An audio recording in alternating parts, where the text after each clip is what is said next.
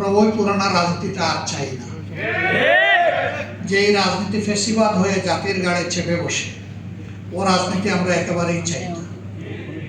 যে রাজনীতি নিরীহ মানুষের জীবন রক্ষার চিন্তে মানুষকে খুনের রাজনীতি করে, আমরা সেই রাজনীতিতে আর ফিরে যেতে চাই না।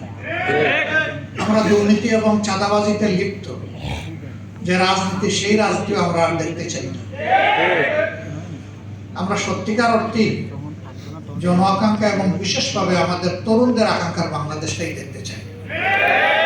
সেই বাংলাদেশটা গড়ার জন্যই আমাদের এই অন্তর্ভুক্তিমূলক আয়োজন।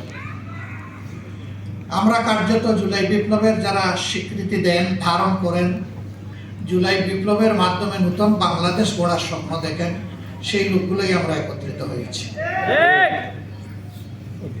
আপনারা দোয়া করবেন। দেশবাসীর কাছে আমাদের অনুরোধ যে আপনারাও পরিবর্তন চান, আর আমরা সেই পরিবর্তন করার দায়িত্ব নিয়ে ময়দানে নেমেছি। কার্যত আপনাদের দেওয়া দায়িত্বই আমরা পালন করার জন্য সামনে এসেছি। আমরা আশা করব যে আপনারা সব কিছু দিয়ে আমাদের পাশে থাকবেন, সমর্থন যোগাবেন, ভালোবাসবেন এবং জনগণের বিজয়টা আপনারা নিশ্চিত করবেন। অতীতের মতো কোনো নির্বাচনী ইঞ্জিনিয়ারিং আমরা দেখতে চাই না, এবং আসলে আমরা একবারে এটা বরদাস্ত করবো না ইনশাআল্লাহ। যে কোনো ধরনের কারচুপি, ভোট ডাকাতি এবং ভোট ইঞ্জিনিয়ারিংয়ের বিরুদ্ধে, ম্যানুভারিংয়ের বিরুদ্ধে আমাদের অবস্থান হবে স্পষ্ট। এদেশের যে যুব সমাজ তিনটা নির্বাচনে ভোট দেওয়ার বয়স হওয়া সত্ত্বেও একটা ভোটও দিতে পারল না, আমরা তাদের ভোটটা নিশ্চিত করতে চাই। যুব সমাজ, তোমাদের ভোট তোমরা দেওয়ার জন্য ঘর থেকে বের হয়ে আসবা এবং তোমাদের ভোটের হিসাব নিয়ে তোমরা ঘরে ফিরবা। আমরা তোমাদের সাথে থাকবো ইনশাআল্লাহ।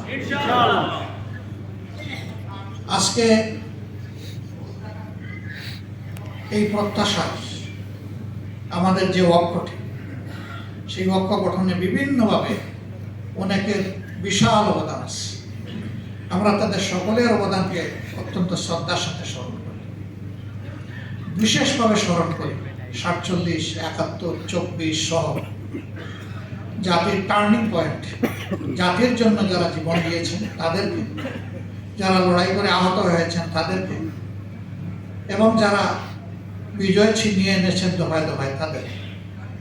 আমরা সকলের প্রতি শ্রদ্ধাশীল, আমরা সকলের প্রতি কৃতজ্ঞ। আমরা সকলের ঋণ পরিশোধ করতে চাই, একটা নতুন বাংলাদেশ গড়ার মাধ্যমেই ঋণ পরিশোধ করতে চাই। যেই দেশটা হবে আধিপত্যবাদের কবল থেকে মুক্ত, ফ্যাসিবাদের কবল থেকে মুক্ত, এই দুই যন্ত্রণা থেকে মুক্ত একটা নতুন বাংলাদেশ তিনি আল্লাহ তাআলা আমাদেরকে দান করবেন।